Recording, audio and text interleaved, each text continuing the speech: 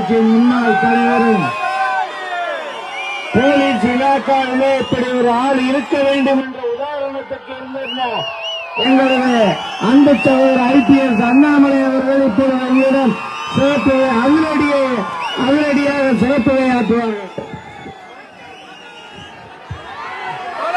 அன்பார்ந்த பெரியோர்களே, தாய்மார்களே, சகோதர சகோதரிகளே, உணவுபூர்வமான இந்த ஆர்ப்பாட்ட நிகழ்விலே பங்கேற்றுக் கொண்டிருக்கூடிய நம்முடைய தொண்டர் பெருமக்களே, நமக்கு தெரியும் நேற்றிலிருந்து கோயம்புத்தூர் பகுதியில் சூரியனுடைய தாக்கம் குறைந்திருக்கிறது. மழை பெய்ய ஆரம்பித்திருக்கிறது. மழை பெய்ஞ்சா நமக்கு தெரியும், குளங்கள்லாம் நம்பும், இலை துளிர்விடும், ரெட்டை வெளியே வரும், தாமரை மலரும். நம்முடைய கூட்டணி கட்சியினுடைய எல்லோரும் வெற்றி வருவார். இன்னைக்கும் கூட மழை வந்திருக்கணும். ஆனாலும் இந்த நேரத்தில் வருண பகவானுடைய அருள் நமக்கு இருக்கு. இந்த நிகழ்ச்சி நடக்கும் பொழுது வெயிலுடைய தாக்கம் குறைக்கப்பட்டு நாம் எல்லோரும் நின்று கொண்டிருக்கின்றோம். பத்திரிகை நண்பர்களும் இங்கே நின்று கொண்டிருக்கின்றார். இன்று காலையில் நம்முடைய தேசிய ஜனநாயக கூட்டணியினுடைய முதலமைச்சர் வேட்பாளர், தமிழகத்தினுடைய முன்னாள் முதலமைச்சர், மே 4ஆம் தேதிக்கு பிறகு முதலமைச்சராக பொறுப்பேற்கக்கூடிய அண்ணன் எடப்பாடி பழனிசாமி அவர்களுடைய தலைமையில் சென்னையில் ஒரு மாபெரும் கண்டன ஆர்ப்பாட்டத்தை அண்ணன் அவர்கள் நடத்தினார். கடலூர்ல அண்ணன் அன்புமணி ராமதாஸ் அவர்கள் தலைமையில் மிகப்பெரிய ஆர்ப்பாட்டம் கடலூர்ல. தஞ்சாவூர்ல அண்ணன் டிடிவி தினகரன் அவர்கள் தலைமையில் ஒரு மிகப்பெரிய ஆர்ப்பாட்டம் தஞ்சையில். மதுரையில எங்களுடைய பாரதிய ஜனதா கட்சியினுடைய மாநில தலைவர் அண்ணன் நயினார் நாகேந்திரன் அவர்கள் ஒரு மிகப்பெரிய ஆர்ப்பாட்டத்தை மதுரையில் நடத்தினார். அக்கா தமிழிசை சவுந்தரராஜன் அவர்கள் திருநெல்வேலியில் ஒரு மிகப்பெரிய ஆர்ப்பாட்டத்தை நடத்தியிருந்தார்.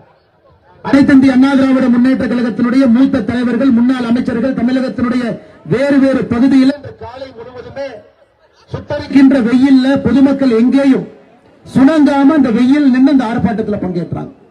கோவை மாநகரில் இந்த பகுதியினுடைய ஸ்ட்ராங் மேன் என்று சொல்வதை விட இந்த பகுதியினுடைய வளர்ச்சிக்கு அமைச்சராக பாடுபட்டவர், அனைத்து இந்திய அண்ணா திராவிட முன்னேற்ற கழகத்தினுடைய வளர்ச்சிக்கு பாடுபட்டவருடைய முன்னிலையில் அண்ணன் எஸ்.பி. வேலுமணி அவர்கள் முன்னிலையில் இந்த ஆர்ப்பாட்டம் நடந்து கொண்டிருக்கிறார்.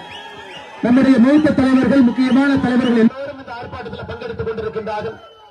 இந்த பகுதியினுடைய சட்டமன்ற உறுப்பினர்கள், மக்களுடைய அன்பையெல்லாம் பெற்றிருக்கக்கூடிய அண்ணன் PRG அருண்குமார் அவர்கள், அண்ணன் அம்மன் கே அர்ஜுனன் அவர்கள், பாரதிய ஜனதா கட்சியினுடைய இந்த தேசியத்தினுடைய மகளிர் அணியினுடைய தலைவராக, இந்த தொகுதியினுடைய சட்டமன்ற உறுப்பினராக திருப்பூர்ல என்ற காலையில ஒரு மிகப்பெரிய ஆர்ப்பாட்டத்தை தலைமை தாங்கி நடத்திவிட்டு நம்மோடு இந்த ஆர்ப்பாட்டத்திலும் இந்த தொகுதியினுடைய சட்டமன்ற உறுப்பினராக பங்கேற்றுக் கொண்டிருக்கக்கூடிய அருமையக்கா வானதி ஸ்ரீனிவாசன் அவர்களே, அனைத்து இந்திய அண்ணா திராவிட முன்னேற்ற கழகத்தினுடைய தேர்தல் பிரிவு செயலாளர், திருப்பூர் மாநகர மாவட்டத்தினுடைய கழக செயலாளர், சட்டமன்ற உறுப்பினர் அண்ணன் பொள்ளாச்சி ஜெயராமன் அவர்கள் நம்மோடு இருக்கின்றார்கள்.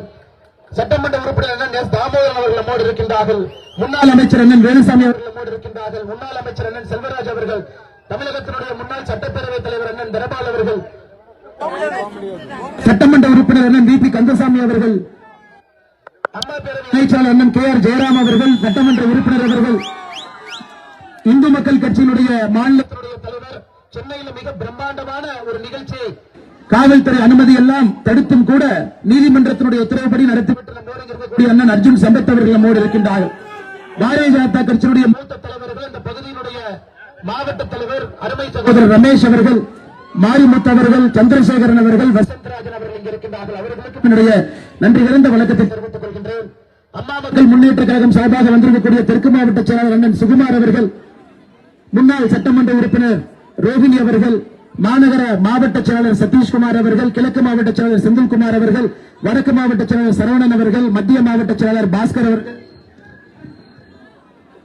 அம்மா மக்கள் முன்னேற்ற கழகத்தினுடைய மாவட்ட அனந்த்குமார் அவர்கள், பாட்டாளி மக்கள் கட்சியினுடைய மாவட்ட செயலாளர் கோவை ராஜன் அவர்கள், பாட்டாளி மக்கள் கட்சியினுடைய கிழக்கு மாவட்ட செயலாளர் கோவிந்தராஜ் அவர்கள், மேற்கு மாவட்ட செயலாளர் வீரன் ரவுத்தர் அவர்கள், தெற்கு மாவட்ட செயலாளர்கள் நல்லாம்பள்ளி ராம் அவர்கள், அதேபோல பாட்டாளி மக்கள் சார்பாக மேடையில் இருக்கக்கூடிய தலைவர் பெருமக்கள் அவர்கள், தமிழ் மாநில காங்கிரஸ் சார்பாக இந்த நிகழ்வில் பங்கேற்றுக் கொண்டிருக்கூடிய அண்ணன் வி.வி. வாசன் அவர்கள், அண்ணன் அருணேசன் அவர்கள், மெடிக்கல் செல்வராஜ் அவர்கள், தம்பி என்கின்ற வேணுகோபால் அவர்கள், அதேபோல அன்னூர் கார்த்திகேயன் அவர்கள், குணசேகரன் அவர்கள், தமுக சார்பாக வந்திருக்கக்கூடிய பிரின்ஸ் சுந்தர் அவர்கள், சி.என். அக்பர் ஷெரீப் அவர்கள், அண்ணன் கதிரவன் அவர்கள், ரங்கசாமி அவர்கள், தென்னிந்திய ஃபார்வர்ட் பிளாக் சார்பாக வந்திருக்கக்கூடிய அண்ணன் மணிகண்டன் அவர்கள், மனோரஞ்சன் அவர்கள், கழக மாணவர் அணி செயலாளராக இங்கே வந்திருக்கக்கூடிய அருமை சகோதரர் சிங்கை ராமச்சந்திரன் அவர்கள், செய்தி தொடர்பாளர் பேராசிரியர் அருமை சகோதரர் கல்யாண சுந்தரம் அவர்கள், தோப்பு அசோகன் அவர்கள், வெங்கடாச்சலம் அவர்கள், முன்னாள் சட்டமன்ற உறுப்பினர் அண்ணன் சிம்ராஜன் அவர்கள், எட்டிமலை சண்முகம் அவர்கள், மகேஸ்வரி அவர்கள், கஸ்தூரி அவர்கள், பிரேமா அவர்கள், கருப்சாமி அவர்கள், துரைமுருகன் அவர்கள், தியாகராஜன் அவர்கள், புதிய நீதி கட்சி சார்பாக வந்திருக்கக்கூடிய அண்ணன் இருவர் அசோக் அவர்கள், உழவு உழைப்பாளர் கட்சியினுடைய மாநில பொருளாளர்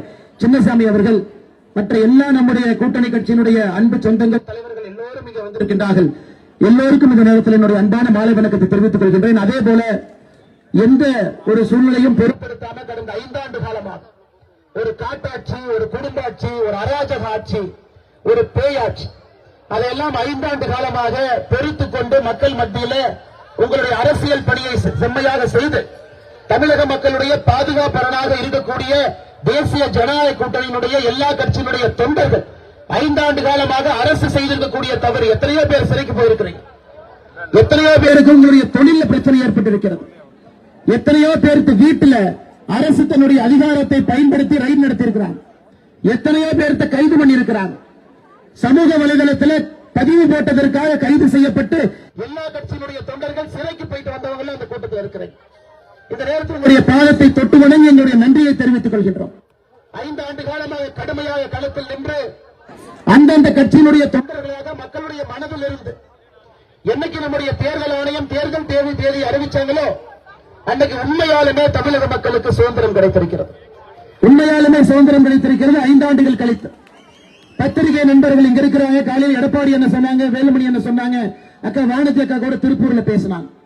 ஏதாவது ஒரு செய்தி, ஒரு பெண்களுக்கு எதிராக நடக்கக்கூடிய பாலியல் வன்கொடுமையை ஒரு செய்தியா போட்டா பெண் அமைப்பிலிருந்து பத்திரிகை நண்பர்கள் போன் பண்ணுவாங்க, உங்களுக்கு அட்வர்டைஸ்மெண்ட் கட் பண்ணிடுவோம், அரசு கேபிள்ல கடைசியா தூக்கி உங்களை போட்டுருவோம், கேபிள கட் பண்ணி விட்டுருவோம், எப்படி நீங்க போடுவீங்க? அந்த அடக்குமுறை எல்லாம் தாண்டி இன்னைக்கும் களத்தில் தங்களால் முடிந்தவரை பெண்களுக்கு மக்களுக்கு எதிராக பிரச்சனை எல்லாம் நடக்கக்கூடியதெல்லாம் பத்திரிகை நண்பர்கள் ஊடகத்தின் பலத்தை பயன்படுத்தி தமிழகம் முழுவதும் எடுத்துட்டு போயிட்டு இருக்கிறாங்க. அவர்களுக்கும் இந்த நேரத்தில் நன்றியை தெரிவித்துக் கொள்கின்றோம்.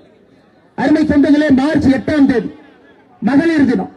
எல்லா சகோதரிகளை நாம் கொண்டாடி கொண்டிருந்தோம், நம்முடைய தாய்மார்களை கொண்டாடிட்டு இருந்தோம், நம்முடைய குழந்தைகளை கொண்டாடிட்டு இருந்தோம், பெண் தெய்வங்களை கொண்டாடிட்டு இருந்தோம்.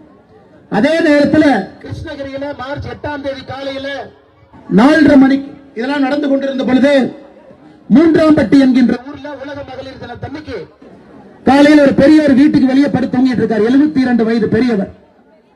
ஒரு மர்ம நபர் வந்து ஒரு பெரிய கல்லை தூக்கி இந்த பெரியவருடைய தலையை தூக்கி போட்டு அந்த பெரியவர் அங்கேயே கொண்டார். அவருடைய மனைவியாருக்கு 65 வயது. 65 வயது. சத்து கேக்குதன் வெளியே ஓடி வர்றாங்க. அந்த மர்ம நபர் அந்த 65 வயது மூதாட்டிய தாயார பாலியல் வன்கொடுமை செய்துவிட்டு அந்த பகுதியில் இருந்து தப்பி ஓடுறாங்க. எப்ப நடக்குதுங்க? உலக மகளிர் தினத்தன்னைக்கு நடக்குது. அதிலிருந்து 4 நாட்கள் கழித்து ஒரு பாலியல் வன்கொடுமை. அதுல திராவிட முன்னேற்ற கழகத்தினுடைய ஒரு கிளை பொறுப்பில் இருக்கக்கூடிய ஒரு உறுப்பினரே முக்கிய குற்றவாளியாக கைது செய்யப்படுறாங்க. தமிழ்நாடு முழுவதும் எல்லா இடத்திலையும் பாருங்க, கோயம்புத்தூர் மாவட்டத்தில் பாருங்க. எனக்கு தமிழ்நாடு அரசு தன்னுடைய அதிகாரப்பூர்வமாக புள்ளி விவரத்தை சொல்றாங்க. இந்த 5 ஆண்டு காலத்தில் தமிழகத்தில் பெண்களுக்கு எதிரான ஆண்களுக்கு எதிரான மொத்த கொலைகள் 8008. 5 ஆண்டுகளில் 8008 பேர் இங்கே கொல்லப்பட்டிருக்கின்றார்கள் தமிழகத்தில். பெண்களுக்கு எதிரான ரேப் கேஸ் மட்டுமே, பாலியல் வன்கொடுமை பெண்களுக்கு எதிரான ரேப் கேஸ் மட்டுமே 2080 பாலியல் வன்கொடுமை வழக்குகள் தமிழகத்தில் 5 ஆண்டுகள். அப்ப ஒரு நாளைக்கு 1.5 வழக்கு, ஒரு நாளைக்கு 6 கொலை. 18 வயதுக்கு கீழே இருக்கக்கூடிய சிறுமிகள், குழந்தைகள், அவர்கள் மீது ஏவப்பட்ட பாலியல் வன்கொடுமை வழக்குகள். நான் சொல்றது ஒரே நிமிஷம் நல்லா கேளுங்க. 18 வயதுக்கு கீழே குழந்தை என்று சொல்லுவோம், பிஞ்சு குழந்தை. அந்த குழந்தைகளுக்கு எதிராக பாலியல் வன்கொடுமை தமிழகத்தில் 39,999. 40,000க்கு ஒரு வழக்கு குறைவு 5 ஆண்டுகளை. யோசிச்சு பாருங்க, எப்படி அவர்கள் இந்த தமிழகத்தில் நாங்கள் பெண்களை பாதுகாத்து போற்றுகின்றோம் எப்படி முதலமைச்சர் சொல்ல முடியுங்க? இதெல்லாம் அரசனுடைய ஹோம் செக்ரட்டரி அவர் பத்திரிகையாளர் சந்திப்பில் கொடுத்த தரவுகள். இந்தியாவில் எங்கேயும் இல்லாத அளவுக்கு தமிழகத்தில் குழந்தைகளுக்கு எதிராக பாலியல் வன்கொடுமை ஹையஸ்ட்ங்க. மூதாட்டிகளுக்கு எதிராக ஹையஸ்ட், பெண்களுக்கு எதிராக ஹையஸ்ட். அதனால்தான் நம்முடைய முதலமைச்சர் வேட்பாளர் வருகின்ற மே 4க்கு பிறகு முதலமைச்சராக பொறுப்பேற்கக்கூடிய அண்ணன் எடப்பாடி பழனிசாமி அவருடைய ஆணை தமிழகம் முழுவதுமே தேசிய ஜனநாயக கூட்டணிய தலைவர்கள். அதை பாருங்க, முதலமைச்சர் வேட்பாளர் எதை முதல் ஆர்ப்பாட்டமாக அறிவிக்கிறார், அப்படிங்கறத வச்சு இந்த முதலமைச்சர் வேட்பாளர் எப்படிப்பட்டவர் நம்ம தெரிஞ்சுக்கலாம். தமிழகத்தில் எத்தனையோ ஆர்ப்பாட்டத்தை அறிவிச்சிருக்கலாம், கூட்டணி கட்சி தலைவர்களை பணித்திருக்கலாம், நீங்க எல்லாரும் செய்யுங்கன்னு சொல்லலாம், அவருக்கு உரிமை இருக்கு. ஆனா ஒரு முதல் ஆர்ப்பாட்டம் கூட்டணி கட்சியாக சேர்ந்து செய்ய வேண்டிய ஆர்ப்பாட்டம், நம்முடைய தாய்மார்களை, குழந்தைகளை, பெண்களை பாதுகாப்பதற்காக நடத்தப்பட வேண்டும் என்றால் இந்த மனிதனுடைய கையில் நிச்சயமாக தமிழகம் நன்றாக இருக்கும். ஆட்சி பொறுப்புக்கு வரும்போது நிச்சயமாக பெண்களுக்கு, குழந்தைகளுக்கு பாதுகாப்பாளர் இருக்கும் என்கின்ற முழு நம்பிக்கையோடு நாம் இங்கே நின்று கொண்டிருக்கின்ற அருமை சொந்தங்களை. இன்னைக்கு பாருங்க, தூத்துக்குடியில விளாத்திக்குளத்துல மார்ச் 10ஆம் தேதி 12வது பரீட்சை எழுதிட்டு அந்த பாப்பா வர்றாங்க. சாயந்தரம் 6:30 மணிக்கு அந்த வீட்டுல கழிப்பறை இல்லை, தோட்டத்துக்கு போறாங்க. 8:30 மணி வரைக்கும் வரல. 8:30 மணி வரைக்கும் வரலன்னு தந்தை தாய் உள்ளூர்ல இருக்கக்கூடிய காவல் நிலையத்துக்கு புகார் கொடுக்க செல்லும் பொழுது என்ன சொல்றாங்கன்னா, இல்ல 17 வயசு குழந்தை, நாங்க புகார் எடுத்துக்க மாட்டோம், விளாத்திக்குளம் அனைத்து மகளிர் காவல் நிலையத்துக்கு போங்க. அடுத்த நாள் காலை 11ஆம் தேதி காலையில 10 மணிக்கு போறாங்க. அனைத்து மகளிர் காவல் நிலையத்தில் இருக்கக்கூடிய காவல் ஆய்வாளர் சொல்றாங்க, போட்டோவை பார்த்துட்டு இந்த பொண்ணு யாரு கூடவாவது ஓடி போயிருக்கோம். நான் சொல்லல, அந்த பெண்ணுடைய தாயார் சொல்வதை உங்களுக்கு நான் சொல்றேன். தமிழகத்தில் சட்டம் ஒழுங்கு எப்படி கெட்டு போயிருக்கிறது என்பதற்கு விளாத்திக்குளத்தில் இந்த சகோதரி காணாம போய் அந்த பெற்றோர்கள் 24 மணி நேரம் ஒரு காவல் நிலையத்திலிருந்து இன்னொரு காவல் நிலையத்துக்கு அலைந்தது சாட்சி. 11ஆம் தேதி மத்தியானம் 3 மணிக்கு அந்த ஊருடைய ஒதுக்குப்புதர் முன்புதர்ல அந்த குழந்தையினுடைய சடலத்தை தூக்கி வீசிவிட்டு கலைஞர்கள் சென்றிருந்தார்கள். இன்னைக்கு 7 நாள் ஆச்சுங்க, 7 நாள் ஆச்சு. கனிமொழி போனாங்க, அந்த ஊரே சேர்ந்து அக்கா கனிமொழி அவர்களை துரத்தி விட்டார்கள், ஊருக்குள்ளேயே வராதீங்க. இந்த அளவுக்கு தமிழகத்தில் ஒரு குற்ற சம்பவம் என்பது